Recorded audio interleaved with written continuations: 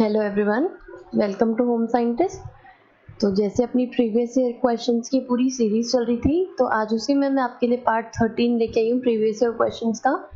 तो आज हम लोग कुछ ह्यूमन डेवलपमेंट की कुछ क्वेश्चंस करेंगे। तो लेट्स गेट स्टार्टेड। ओके, ये है हमारा क्वेश्चन नंबर 1। तो हम इसे रीड करते हैं। Arrange the following reproductive process in sequence. तो अब आपने ये सारे रिप्रोडक्टिव के प्रोसेसेस हैं वेरियस, तो आपने इनको सीक्वेंस में सेट करना है और उसके बाद में सेलेक्ट करना है कि कौन सा सीक्वेंस एकदम करेक्ट है। तो हम लोग सारे प्रोसेस देखते हैं, उसके बाद में इनको आप लोग आइडिया लगाइएगा कि कौन सा इसमें से सही ऑप्शन है। Foetal period, spermatogenesis, oogenesis, embryonic period, fertilisation, ovulation और जर्मिनल पीरियड। तो अब आप लोग आइडिया लगाइए, फिर मैं आपको एक्सप्लेन करती हूँ।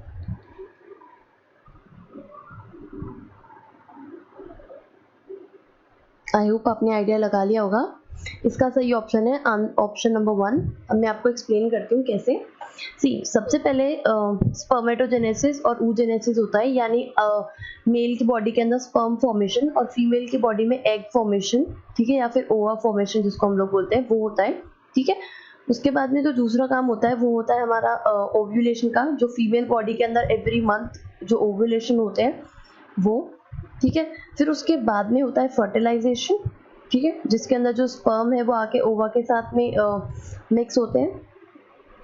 देन नेक्स्ट होता है हमारे पास फिर जो है जर्म सेल बनता है जब फर्टिलाइजेशन हो जाता है, ठीक है। ये अगर हमारा ओवा है और ये हमारा स्पर्म है, ठीक है।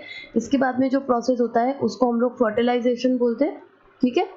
फर्टिलाइजेशन होने के बाद में आपका जो ये जो फर्टिलाइज्ड एग बनता है, ये एक तरीके का जर्म सेल होता है। जर्म सेल का मतलब होता है कि ये एक सिंगल सेल होता है जिससे आपका फुल बॉडी डेवलपमेंट होता है, ठीक है, पूरा बॉडी डेवलप होता है। तो इस वजह से हम लोग इसको जर्म सेल बोलते हैं, ठीक है। फिर जर्म सेल फॉर्मेशन होने के बाद में नेक्स्ट आता है हमारा एम्ब्रियो, यानी जब आपका जो सेल है वो धीरे धीरे डिवाइड होता है, जैसे 2 सेल स्टेज में आता है, 4 सेल स्टेज में आता है, 8 सेल स्टेज में आता है और 32 सेल स्टेज में आता है। तो ऐसा धीरे धीरे करके डेवलप होता है और ये डेवलप होने के बाद में वो अल्टीमेटली जो है वो एक एम्ब्रियो बन जाता है, ठीक है। फिर एम्ब्रियो के बाद में जो स्टेज आती है वो आती है आपकी फीटल स्टेज, जिसके अंदर आपका जो एक छोटा सा फीटस बन जाता है, उस मतलब एक छोटा सा बेबी नजर आने लग जाता है, ठीक है। जो एक प्री मेच्योर बेबी जो मदर के वूम के अंदर फॉर्म होता है उसको हम लोग फीटस बोलते हैं, ठीक है। तो ये वाली सारी स्टेजेस होती है। तो इससे हमारा ऑप्शन नंबर 1 एकदम सही हो जाता है, यानी बी, ई, डी, एफ, सी और ए, ठीक है। आई होप आपको समझ आ गया होगा ये पूरा रिप्रोडक्टिव साइकिल है, ठीक है। और फिर इसके बाद में जो है वो पूरे 9 मंथ कंप्लीट होने के बाद में आपका जो बेबी है वो फुल ग्रो होके फिर आप मदर की बॉडी से बाहर आता है। तो ये पूरा हमारा फर्टिलाइजेशन से लेकर और बेबी बॉर्न होने तक का पूरा रिप्रोडक्टिव प्रोसेस है। आई होप आपको समझ आ गया होगा। Let's move on to next question. Okay, ये बहुत इंटरेस्टिंग क्वेश्चन है और ये ऐसी जो थ्योरीज होती हैं ये हर बार पेपर के अंदर आती है। तो मैं आपके लिए एक अलग से पूरा लेसन बना दूंगी जिसके अंदर मैं आपके लिए सारी ह्यूमन डेवलपमेंट की जितनी भी हमारी जो भी थ्योरीज होती हैं, जो भी इम्पोर्टेंट है, वो सारी थ्योरीज मैं उसके अंदर आपके लिए बना दूंगी, तो आपको इजी रहेगा फिर उसको याद करना। अभी हम लोग ये वाला क्वेश्चन देखते हैं।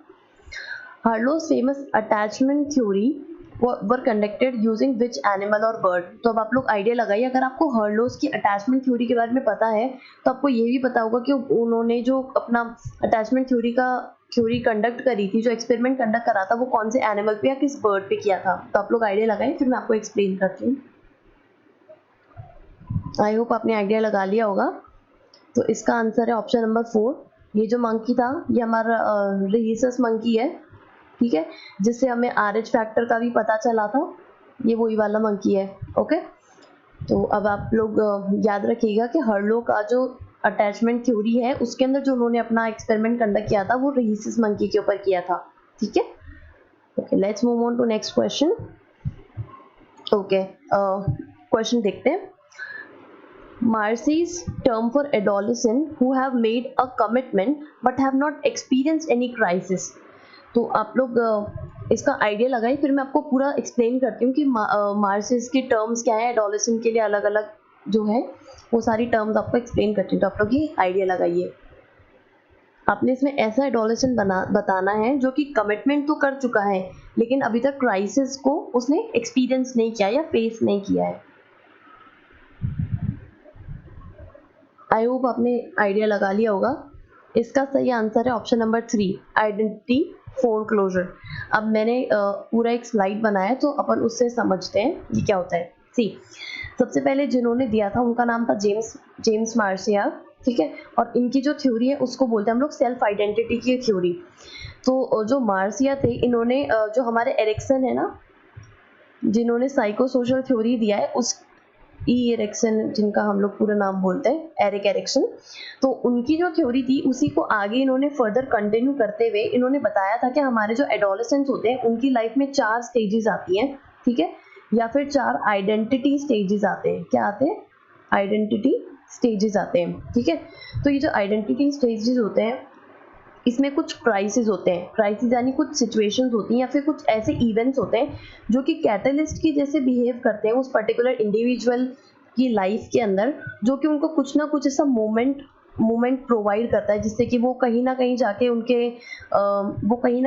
उनके क्वेश्चंस और उनकी जितनी भी चीज़ें होती है वो सारी चीज़ों को आंसर करता है। उसके साथ साथ में उनको एक्सप्लोर करने के लिए बोलता है, वो नई पॉसिबिलिटीज़ एक्सप्लोर करते हैं, उनके बिलीव्स कहाँ पर है वो देखते हैं, कौन सी वैल्यूज़ उनके लिए ज़्यादा मैटर करती है वो सारी वैल्यूज़ जो उनके लिए इंपॉर्टेंट है उसको अडॉप्ट करते हैं, डिफरेंट चॉइसेस बनाते हैं, ठीक है, ये सारी चीज़ें करते हैं। तो ये जो क्राइसिस है इन्होंने जो हमारे मार्सी हैं उन्होंने इसको सिचुएशन या फिर कुछ इवेंट्स जो होते हैं उनको क्राइसिस का नाम दिया है। और इस क्राइसिस को मद्देनजर रखते हुए इन्होंने ये 4 आइडेंटिटी स्टेजेस दिए हैं। तो अब हम लोग को 4 आइडेंटिटी स्टेजेस देखते हैं क्या होती है। ओके, पहली आइडेंटिटी स्टेज है हमारी आइडेंटिटी ऑफ डिफ्यूजन।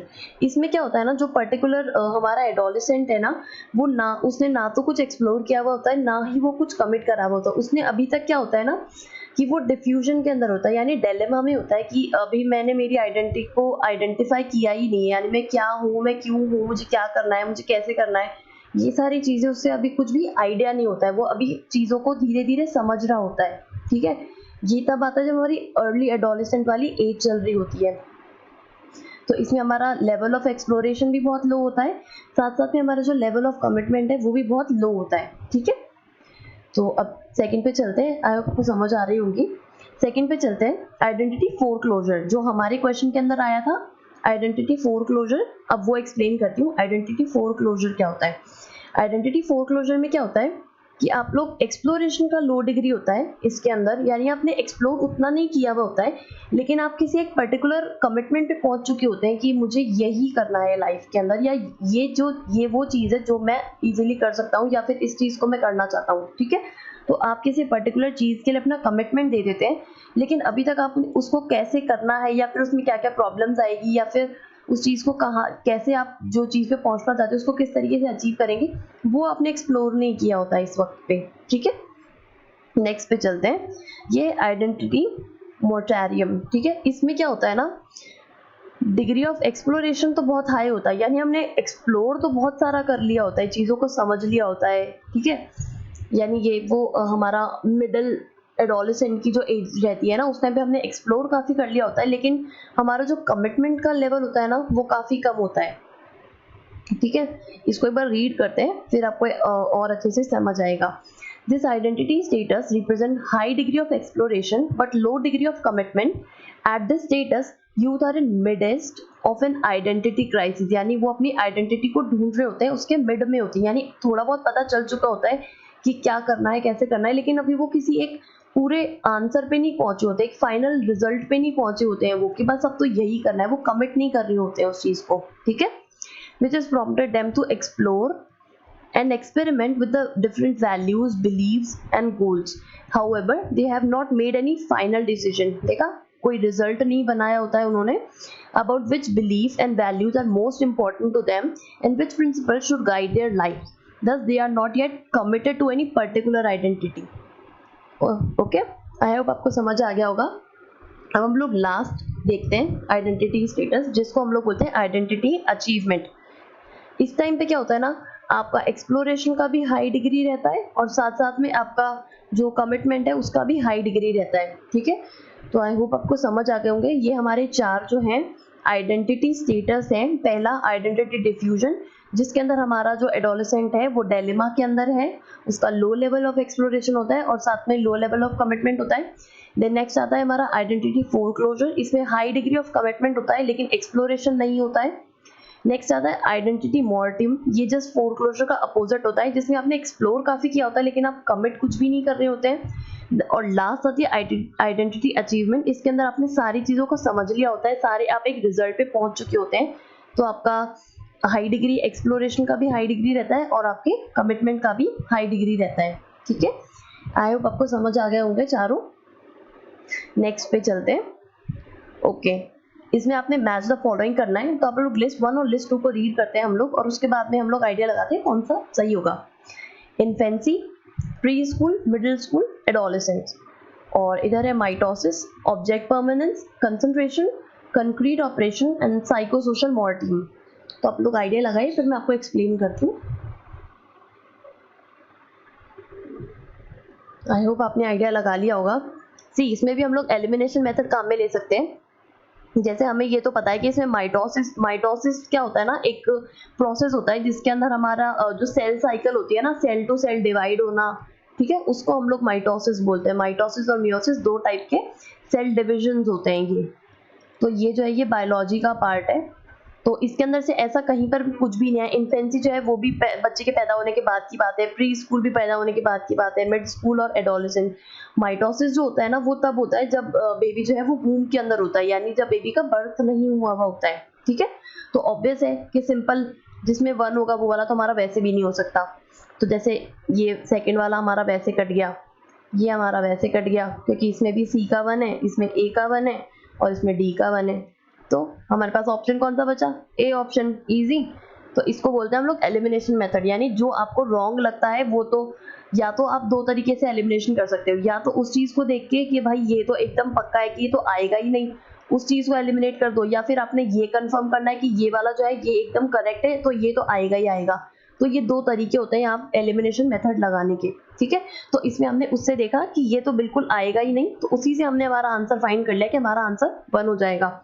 अब हम लोग इसके ऑप्शंस को भी देख लेते हैं। जब इन्फेंसी का पीरियड रहता है ना, तो उस टाइम पे हम लोग को ऑब्जेक्ट परमानेंस समझ आती है, ठीक है। साइकोसेक्सुअल थ्योरी, साइकोसोशल थ्योरी जो हमने रीड करी थी, उसके अंदर हमारे ऑब्जेक्ट परमानेंस को बताते हैं।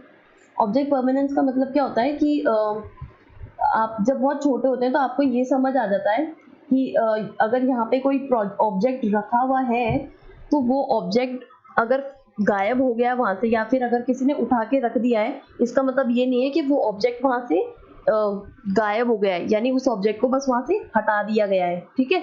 इसको मैं एक सेंटेंस में रीड करके बता देती हूँ ताकि आपको इजी समझ आएगा। The understanding that an object still exists even when it disappears from the sight or other senses। आया समझ में?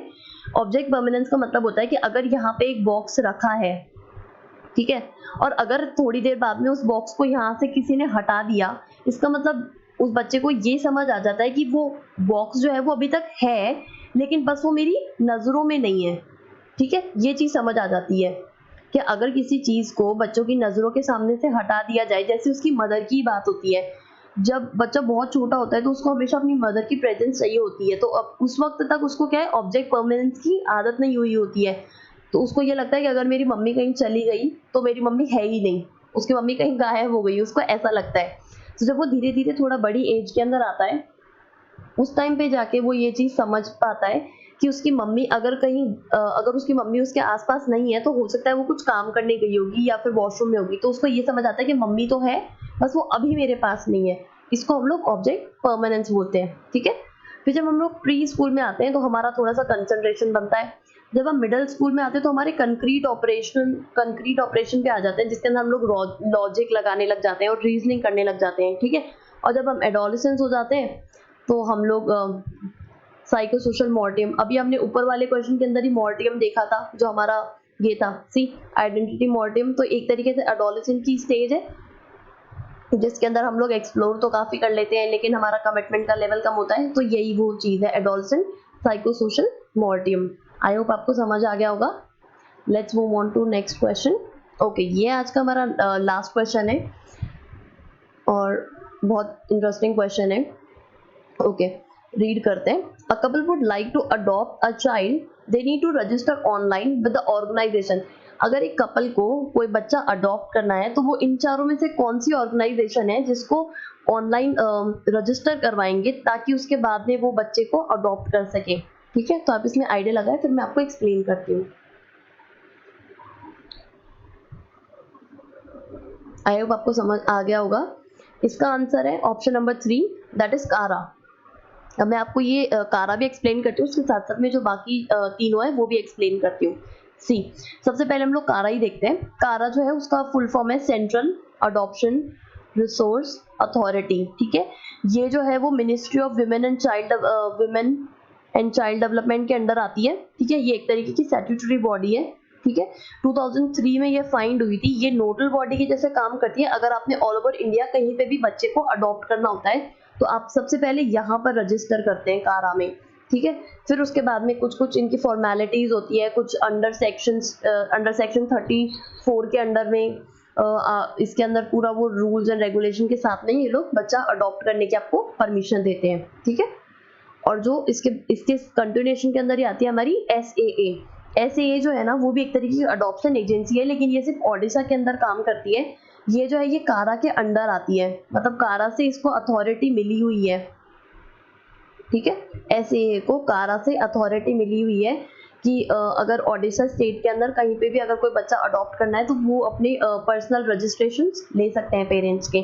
फिर अल्टीमेटली वो जानी तो कारा के अंदर ही है। ठीक है, अब हम लोग रीड करते हैं व्हाट इज सारा। सारा जो है that is supportive assessment referral advocacy programme है। ये एक तरीके का प्रोग्राम है जो कि डोमेस्टिक वायलेंस के अगेंस्ट पे चलता है। ये 2017 के अंदर चला है और ये एक्चुअली फॉरेन का कोई प्रोग्राम है। इसके अंदर इंटर कल्चर या फिर मतलब कहीं पे भी अगर कहीं पर भी आपकी डोमेस्टिक वायलेंस हो रही है या फैमिली वायलेंस हो रही है अगेंस्ट वुमेन, तो उसके अंदर हम लोग यहाँ पे रजिस्टर कर सकते हैं। ठीक है, नेक्स्ट आती है हमारी DCCW, that is Delhi council for child welfare. ठीक है, ये बहुत पुरानी ऑर्गेनाइजेशन है, 1952 से काम कर रही है। ये तब से काम करी जब इंडिया पाकिस्तान अलग अलग हुए थे, तो उस टाइम पे ये ऑर्गेनाइजेशन शुरू करी थी। तो उस टाइम पे इनका मेन जो मोटिव था वो ये था कि अगर जो भी बच्चे डिस्प्लेस हो गए हैं या लॉस्ट हो गए हैं या अबैंडन हो गए हैं या फिर जब हमारे जो राइट्स हुए थे उसके अंदर जब इंडिया पाकिस्तान अलग हुआ था तो जो बच्चे अगर खो गए थे तो उन सारी बच्चों को संभालने के लिए ये ऑर्गेनाइजेशन जो थी वो इंडियन गवर्नमेंट ने स्टार्ट करी थी। ठीक है, और ये अभी भी कंटिन्यू करती है इसी तरीके से।